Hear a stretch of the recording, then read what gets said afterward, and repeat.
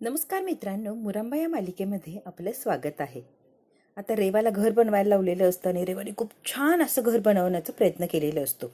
रमा तिला लांबून असं बघत असते. महाबळेश्वरवरून एवढी वैतागून आली आहे मी रात्री आणि आत्ता काय तर माती खेळायला लावली आहे दिवसभर. ह्या रमाने ना डोकं आउट केलंय माझं. आनंद आणि अभि तिला लांबून बघत असतात. आता आनंद म्हणतो अभिला, मज्जाच बघतो. अरे बाबा काय करतोय, तिला आधीच तिचे बुरे हाल झाले. ए दादा काय करतोय तू, बघ रे अभि. आता आनंद बरोबर रेवाच्या जवळ जवळ चाललेलं, मोबाईल बघता बघता डायरेक्ट घरावर चाललेलं असतो. रेवा इतकी जोरात किंचाळते, ते काय करताय तुम्ही, तुम्हाला तरी कळतंय का? सॉरी सॉरी सॉरी, अगं मोबाईल बघतोय ना, माझ्या लक्षातच नाही आलं बघ रेवा. तू काय करतोय जाता, तुला तरी कळतंय काय रे? उघडपणे करतोस का असं? तिच्या लक्षातही नसं, जरा शांत बस की. कळलं, डाऊट आलं तर काय करणार आहे?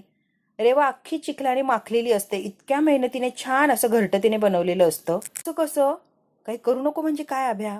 ती घर बांधत चाललीये, मला घर तिचं पूर्ण होऊ द्यायचं नाहीये. किती स्पीड मध्ये घर बांधतीये बघ की. वेळ काढायचा आहे, जास्ती वेळ तिला लावायचा आहे. तुला कळतंय का अभ्या? जरी घर बांधत असली तरी अभि आणि आनंदचं काय चाललंय, तिचं लक्ष असतं त्यांच्याकडे. नेमके त्यांचं काय चाललंय? काकांना सांगू, काकांना काहीतरी सुचेल की हिचा कसा टाइमपास करायचा. काकांना चांगलं माहिती. त्या दोघांकडे लक्षच असतं यांचं काय चाललंय आणि काय नाही. हे परत येऊन माझं घर पाडू नये ना, याच्याकडे त्याचं लक्षच असतं. आता गप्प बसत नाही. काय रे, काय खुसूर पुसूर चालली तुमच्या दोघांची, जरा कळेल का? बघून काय चाललंय तुमचं? रेवा आता डायरेक्ट त्यांना विचारते. अभि म्हणतो, अगं मी काय छान घर बांधलंय, एक नंबर घर बांधलंय. हा छान घर बांधलंय ना वहिनी, रात्री मी झोपू शकतो आहे इकडे. आता लगेच रेवा हसते. आनंद म्हणतो, एक नंबर कमाल घर बांधलंयस रेवा, कमाल रचना केलीये तू, एक नंबर रचना केलीयस. आनंद छान छान म्हणता म्हणता लगेच पाणी सांडून टाकतो. ती म्हणजे तुम्ही काय करताय, माझी सगळी एवढी मेहनत व्हायला जाईल ना, का पाणी टाकलंय त्याच्यावर? अभि म्हणतो, अगं बोटल गच्च भरली होती ना, त्याला कळलं नाही, पाणी प्यायला नाही ना, त्याच्यामुळे ती संपलीच नाही, सॉरी. म्हणजे तुम्ही दोघांनी पण इथून जा बरं, तुम्ही जा इथून. अभि म्हणतो, चल आपण काकांना जाऊन सांगूया, भेटूया. छान छान एक नंबर बनवलाय, कसं तरी होते, मला घेऊन चल रे अभ्या. आलेली असते, अरे वा छान बांधलंयस की घर, खूप सुंदर. हो ना रमा, छान बांधलंय ना? हो. तर दोघ्या राजा राणीच्या संसाराचे बरं रमा, राजा आणि राणीच राहू शकता या घरात, त्याच्यासाठीच हे घर आहे. तेव्हा घर कधीच दोघांचं नसतं. संसाराचा रथ जरी नवरा बायको ओढत असले ना, रथात बसणारं अख्खं कुटुंब असतं. कळालं? राजा राणीचा संसार, विभक्त राहूया, सगळं बोलणं वगैरे सोपं असतं.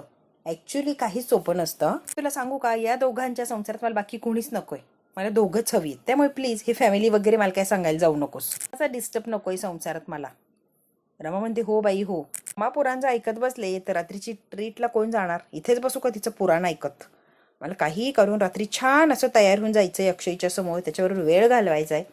हिचं पुराण ऐकायला मला वेळ नाहीये. चालली सुरू लगेच. त्याच्या आता स्वयंपाकासाठी मेसच्या चपात्या मॅनेज करायला लागणार आहे. लक्षच असतं या रेवाचं काय चाललंय, बारीक लक्ष ठेवून असते. म्हणते, रमा तू म्हणालीस ना त्यापेक्षाही छान झालंय, हो ना घर? रमा म्हणते, हो खरंच सुंदर झालंय. काम झालंय, बाकीची खूप काम आहेत, खूप काम आहे माझ्यासाठी. आता मी जाते, आता खूप काम आहे असं सांगून रमापासून चाललेली असते. रेवा आता तिचं सामान घेऊन निघून गेलेली असते. रमा तिच्याकडे बघत म्हणत असते, तुझ्यासाठी फक्त माती आणि विटांच्या या 4 भिंती असतील, पण खरं तर हे दोघांचं नसतं ग, पूर्ण कुटुंबाचं असतं. तुझ्यासारख्या कुटुंब उद्ध्वस्त करणाऱ्या बाईला कसं कळणार कुटुंबाची किंमत? त्यामुळे असू दे, तुला समजवण्यातही काही अर्थ नाहीये. रमा आता हे सगळं मनातल्या मनात बोलत असते. सगळ्यात महत्वाचं, तुझ्यासारख्या व्यक्तीला घराची किंमत कुठून कळायला लागलीये. देवाने आता जवळजवळ सगळंच काम आवरलेलं असतं. तिला पटापट उरलेली कामं करून अक्षय सोबत वेळ घालवायचा असतो, त्यासाठी धडपड करत असते ही रेवा. चंदा कुठे मेली, काय येत नाहीये लवकर? चंदाकडे चपात्या मागवलेल्या असतात, चपात्या मागवल्या की फक्त भाजी बनवायची, मग तिचं काम झालेलं. इकडे तिकडे फेऱ्या मारत असते. तेवढ्यात आनंद आलेला असतो. आनंद म्हणतो, काय चाललंय तुझं? कोणाची वाट बघतीये का? भूक लागली आहे सगळ्यांना, आण जेवायला, काहीतरी दे खायला. चला 2 मिनिटात मी बाहेर आले, तुम्ही चला बाहेर, मी आलेच. चंदा आलेली असते खिडकीतून. काय ग चंदा, इतका उशीर? डायनिंग टेबलवर माझ्या नावाने बोंबा मारायला लागले आणि इतका उशीर? चंदा मस्तपैकी आलेली असते खिडकीतून आणि आता घी आणल्यात ना, चपात्या द्यायला लागलेली असते. तेवढ्यात काय रमा आलेली असते. रेवा असा आवाज देते की पटकन चंदा माघारी होते आणि रेवाने ती खिडकी बंद केलेली असते. रमा आता बारीक बघते की ही खिडकीत काय करत होती. जरा स्वतःला सावरते आणि रमाच्या जवळ येऊन उभी राहते. काय ग, काय करतेस तू जाऊन बस की, मी आणतीये ना सगळं. रमा त्या खिडकीतच बघत असते. तिला संशय आलेला असतो की खिडकीत कुणीतरी होतं. खिडकीतून थंडगार हवा येत होती ना, मग खिडकीच बंद करून टाकली. बरं बाई, जेवायला फार उशीर झालाय आणि सगळे वाट बघताय बाहेर. चल काही मदत करायची असेल तर सांग, मी घेऊ लागते बाहेर सामान. आता भाजीचा डब्बा घेऊन जाते आणि तू लगेच ये. हो उरलेलं मी सगळं आणते, तू जा आधी. आता दिलेले असतात चंदाने गुपचूप. काय ग, ब्युटी पार्लरला जाणार आहे ना, छान अशी तयार होणार आहे ना? रेवाला आधीच खूप टेन्शन आलेलं असतं जेवण होईपर्यंत, आणि या चंदा तिला पार्लरचं विचारत असते. म्हणते, माझं मी बघेल की, तू गप की चंदा. जा, तुझं काम झालंय ना, माझं मी बघेन जायचं की नाही जायचंय, छान दिसायचंय की नाही मी बघेन. चिडचिड होत असते रेवाची, कारण जोपर्यंत सगळे जेवत नाही तोपर्यंत ती रिलॅक्स होणार नसते. चपात्यांची चोरी जर पकडली गेली तर करायचं काय, त्यासाठी तिला टेन्शन असतं. आणि रमा घरातलं कोणी ना कोणी सारखं चक्कर मारतच असतं. माझ्या व्यापात काहीच जमलेलं नाहीये, माझं मी बघेन की, तू जा की इथून. अशा अवतारा जाणार आहे का अक्षय बरोबर? अगं बाई, माझं माझं बघीन ना मी, तू जा की चंदा, निघ इथून. चंदा आता बाय बाय करते आणि चंदा चाललेली असते. काय म्हणतो, रेवाने जर जेवणाची वाट लावली असेल ना, तर तिला मी काय करतो ना बघस तू. आता मी हकलून देणार म्हणजे देणारच. आनंद म्हणतो बाबा म्हणते, बाबा जरा शांत म्हणा प्लीज, काय एवढे हायपर होत आहे. आलेली असते फायनली, आली रेवा, आली रेवा. रेवा येते पोळ्याचा डब्बा घेऊन आणि लगेच सगळ्यांना पोळ्या वाढायला लागते. अक्षय म्हणतो रेवा रेवा रेवा, पोळ्या तू केल्यास? रेवा म्हणते हो. बरं सांग, ह्या पोळ्या तू केल्यास का? उत्तर हवंय मला रेवा. अक्षयने आता बरोबर रेवा पकडलेली असते. पहिली चपाती वाढली की अक्षयने पकडलेली असते. कुलकर्णी काकूंच्या मेसमधनं आणल्यात नाही ह्या चपात्या. पोळीकडे बघून लगेच कळतंय की कुलकर्णी काकूंचीच चपाती आहे ही. तू काय चालवलेस हे कळेल का? बाहेरचं अन्न घरातलं अन्न म्हणून वाढणार आहेस का? अगं किती चुका करतेस तू सुधारायचं नावच घेत नाहीये. काय करायचं तुझं? सॉरी बाबा, ते मी आता रडायला लागलेली असते रेवा, कारण पहिल्याच चोरी पकडली गेलेली असते. रेवाला काय करू, काय उत्तर देऊ, काही एक सुचत नसतं. तो रेवा काय, तुला कळतंय का? काहीच एवढी शिक्षा भोगायला लागली तरी पण तुझी अक्कल जागेवर आली नाही का? काय रेवा, चुकावर चुका चुका करत असतेस ग. मी म्हणतो घरच्या ताटात बाहेरची पोळी वहिनी कसं दिसतं ना, म्हणजे तुम्ही सांगा बरं, दिसतं का? नाही दिसत ना बरं. आता रेवाला सगळ्यांनी बरोबर कात्रीत पकडलेलं असतं, अगदी रडवेली झालेली असते. मग येणार राव. राव म्हणते एक मिनिट, सगळ्यांनी शांत बसा बरं प्लीज, सगळ्यांनी शांत बसा. काय झालंय, तू असं का केलं, कळेल का रेवा? तू असं का केलं, आम्हाला बाहेरचं जेवण आणून का वाढतीयेस आणि तूच बनवलं असं का सांगतीयेस? रेवा, तुला विचारतीये मी काहीतरी. सकाळपासून काम करून दमलीये मी, मला चपात्या करायला वेळच मिळाला नाही आणि तुम्हाला सगळ्यांना भूक लागली, मग मी आता काय करू? खूप दमले होते, मग बाहेरून ऑर्डर करून चपात्या आणल्या मी तरी काय करणार ना. म्हणतो कंटाळा, हिला कधी कंटाळा येत नाही. आम्ही म्हणतो वहिनी वहिनी वहिनी. आनंद म्हणतो कंटाळा तुला? अक्षय आता रमाची बाजू घेत असतो. रमाला कधी कंटाळा येत नाही, तुला कंटाळा आला? रमा एवढं सगळं काम करते, घरचं बाहेरचं सगळं तरी पण कंटाळा येत नाही आणि तुला लगेच कंटाळा आला? अरे बापरे, कधीच बाहेरून जेवण वगैरे आणलं नाही, कधीच थकली नाही, कधीच कंटाळली नाही. शशिकांत म्हणतो नाही तर काय, ही लगेच कंटाळायला लागली का? ही रेवा सुधारणार नाहीच आहे. आता शशिकांत काय, सगळेच बोलत असतात, एकही चान्स सोडत नसतात तिला रागवण्याचा, बोलण्याचा. रेवा म्हणते कसं आहे ना रेवा, कंटाळा आला मान्य करते. तुला जर कंटाळा आला होता तर आम्हाला सगळ्यांना सांगायचं ना, पूर्वकल्पना देऊन ठेवायची ना. आम्ही सगळे मिळून बाहेर गेलो असतो ना जेवायला, कशाला घरी करत बसलो असतो आपण? तू का नाही ऐकलं आणि का सांगून बघितलं नाही आम्हाला? आता बघ कसं झालं, किती मोठा प्रॉब्लेम झालाय. लगेच मयुरी म्हणते एक्झॅक्टली, खरंच आपण सगळे बाहेर गेलो असतो की नाही. रमा तू बोलतीयेस ते अगदी बरोबर आहे, आपण गेलोच असतो गो बाहेर. रेवाच्या तोंडातून एक शब्द सुद्धा फुटत नसतो, अगदी रडायला लागलेली असते. चोरी तर पकडलेली असते. या सगळ्यांनी बोलून इतकं टॉर्चर केलेलं असतं. सगळ्यांचं प्रेम आहे तुझ्यावर, सगळ्यांना काळजी आहे तुझी. एकदा बोलून बघायचं होतं ना, एकदा बोलली असतीस ना तर काहीच हरकत नव्हती. त्या लक्ष्मीने असं खोटं बोलणं बरोबर आहे का? नाही रेवा, तू सांग, तुला पटतंय का? घरची लक्ष्मी अशी खोटेपणा करतीये, बरं दिसतंय का ते? मी असं पुन्हा नाही वागणार, खरंच मी असं कधीच नाही वागणार.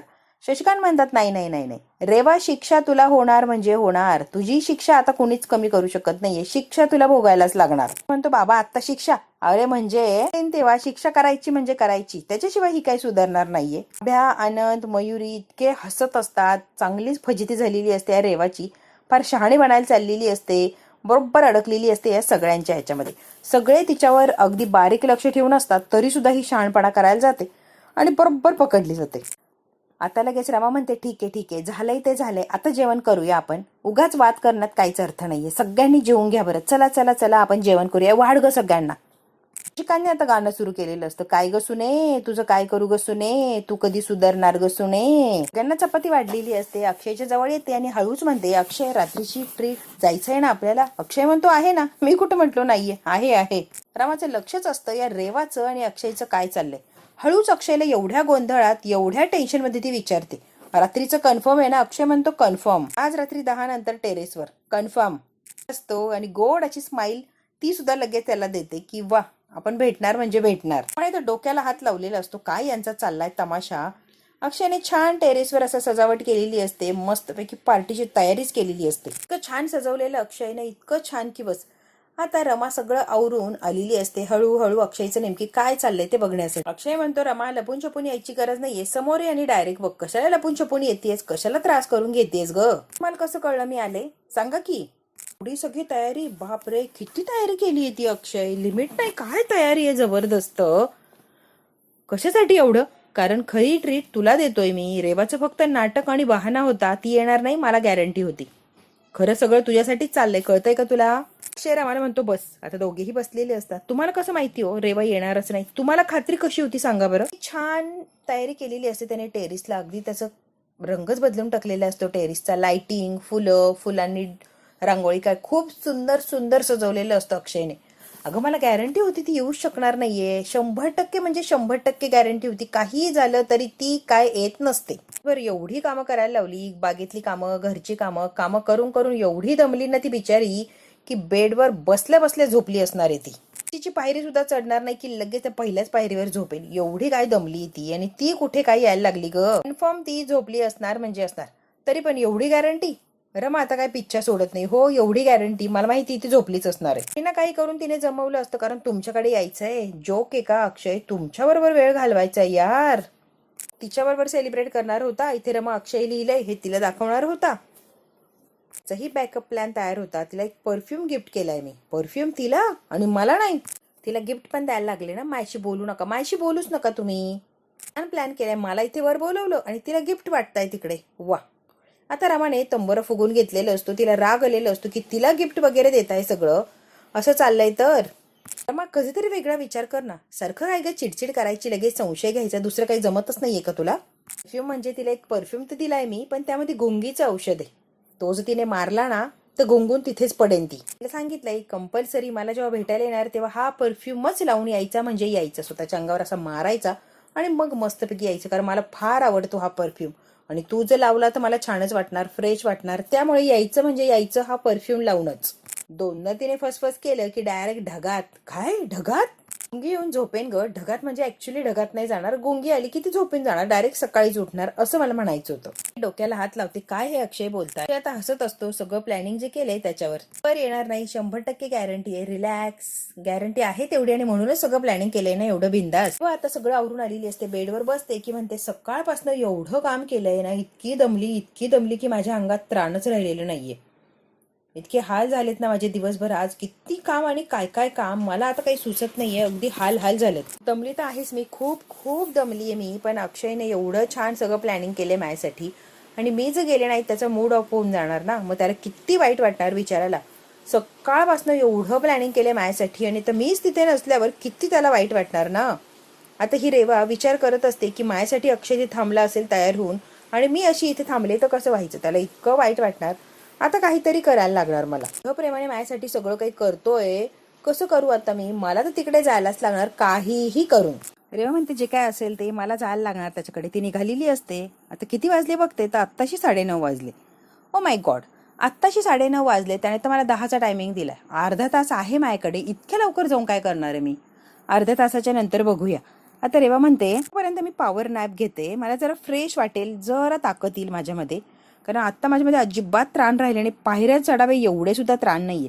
जरा वेळ आता पडत असते ही, 10-15 मिनिटं पडून मग जरा फ्रेश होऊन मग जाऊ, असं तिने ठरवलेलं असतं. मयुरी आता बघत असते की हिचं काय चाललंय. तेव्हा रेवा झोपलेली असते आणि सगळं मेकअपचं साहित्य वर काढून ठेवलेलं असतं, पण रेवा आता झोपलेली असते. आता मयुरी बघून कन्फर्म करते की ही खरंच झोपली. आता अरे वा, क्या बात आहे, मस्तपैकी झोपली. आता ही काय उठत नसते. आता मयुरीने कन्फर्म केले की आता ही उठणार नाही याची गॅरंटी आहे, कारण दमलेली तेवढी आहे. ही आता उठणार नाही म्हणजे नाही. आली मोठी मुकादम कुटुंबाची सून व्हायला. थोडीफार कामं काय केली, बागेत काय इकडे तिकडे केलं की लगेच दमली म्हणे. ढेपाळी. रेवा तू फक्त स्वप्न बघ आणि आयुष्यभर अशी स्वप्न बघत राह. म्हणते आयुष्यभर अशा झोपा काढ, कारण तीच लायकी आहे तुझी. रेवा सून होण्याची लायकी नाहीये ग. आणि अक्षय छान गप्पा मारत असतात, एकमेकांच्या सोबत वेळ घालवत असतात. रेवा म्हणते, कसे आहात हो तुम्ही? ते तिला आशेवर ठेवलंय दिवसभर. लाड पुरवण्याचं नाटक केलंय. तुम्हाला माहिती होतं ती येऊ शकणार नाहीये, ती येणार नाहीये, मग कशाला दिवसभर तिला आशेवर ठेवलं, लाड पुरवायचं नाटक केलं का हो? तिला त्रास दिला. आता अक्षय हसत असतो रमाच्या या बोलण्याला. मी काही केलेलं नाही या, तुम्हीच तिला बागकाम घरकाम एवढं तिला त्रास दिला, एवढं तिला बिझी ठेवलं की बिचारी दमली, इतकी दमली आहे की ती बेडवर बसल्या बसल्या झोपली असणारी. मी तुला गॅरंटी देतो तिला आता कशाचे त्राण राहिले नसणार आहे. जिना चढून वर यायचं एवढं सुद्धा तिच्यात ताकद नसणार आहे. का ग तिला एवढं छळता, एवढं का तिला दिवसभर कामाला लावता ग?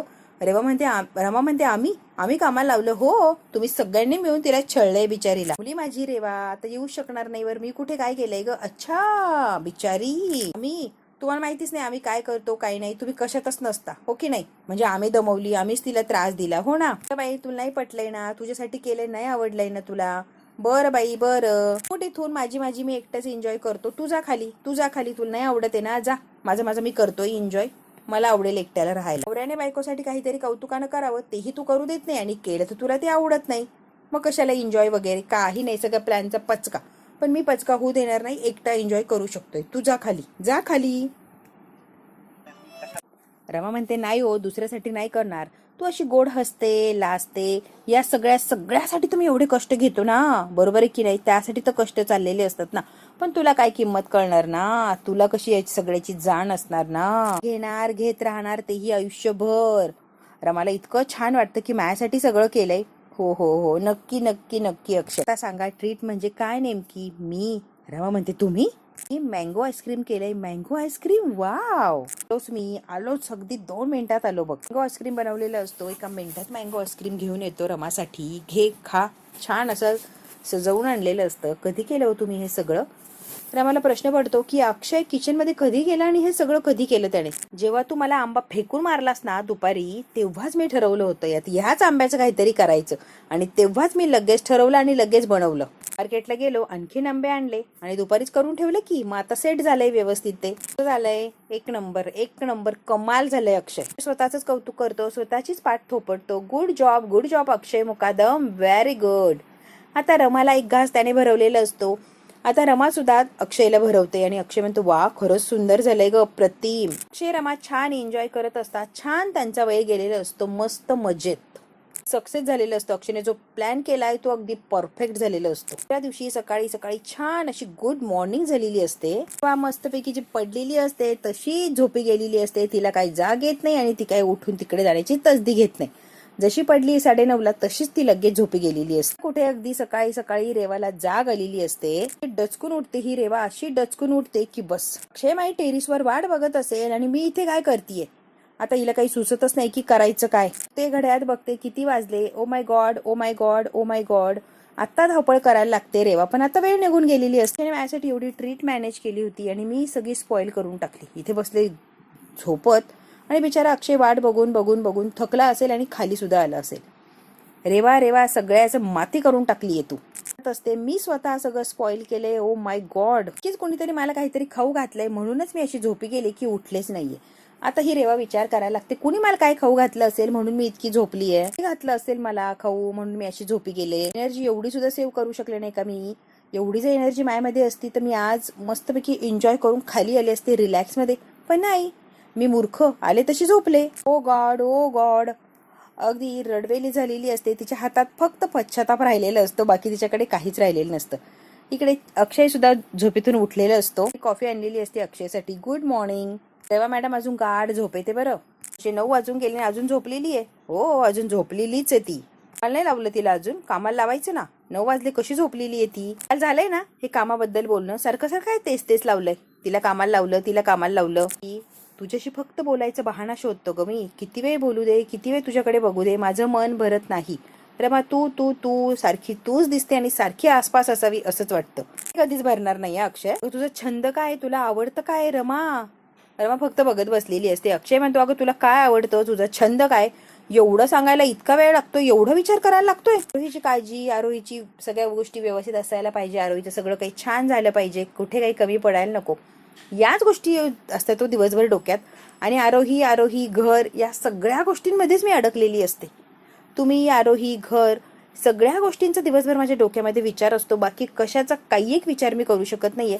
आणि हो, हा विचार केल्याशिवाय मी काय राहू शकत नाहीये अक्षय. बघ, जेवण बनवणं ते माझं पॅशन आहे आणि तेच प्रोफेशन सुद्धा आहे. तशी तुझी स्वतःची काहीतरी रमा आवड असेल ना, ते विचारतोय मी. स्वतःच काय असं काहीतरी करावंसं, स्वतःला काहीतरी व्हावंसं वाटत असेल ना, आपलं एक असतं ना काहीतरी. लग्न झालं, संसारात मन रमलं की बाकी गोष्टी काहीच महत्वाच्या नसतात. आम्ही फक्त संसार आणि संसारच करतो.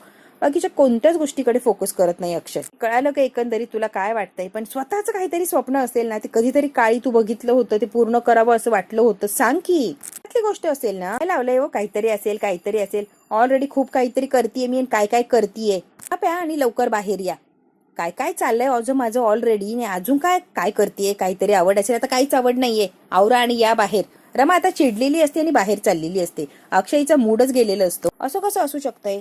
या जगात प्रत्येक माणसाला काही ना काहीतरी करायचं असलं, कसली ना कसली तरी आवड असते. हिला कशी आवड नाहीये? नवऱ्यांना बायकोला नेमकी काय आवडतं, तिचं काय मोटिव्ह आहे हे जाणून घेण्यात फार इंटरेस्ट आहे, पण ही काही सांगतच नाहीये. मला कसं माहित नाहीये? मला हे शोधून काढायला हवं. आता रमाचा आणि रमाचाच विचार करत असतो. मित्रांनो, हा भाग तर इथेच संपतोय. पुढच्या भागात काय होणार अगदी आपण थोडक्यात बघूया. आता काय, शशिकांत चिडलेले असतात, घरातली सगळी कामं करते म्हणजे नवऱ्याला वेळ देऊ शकत नाही. परत चूक केलीये तू, कामं करशील म्हणजे नवऱ्याला वेळ देऊ शकणार नाही, याला काय अर्थ आहे का?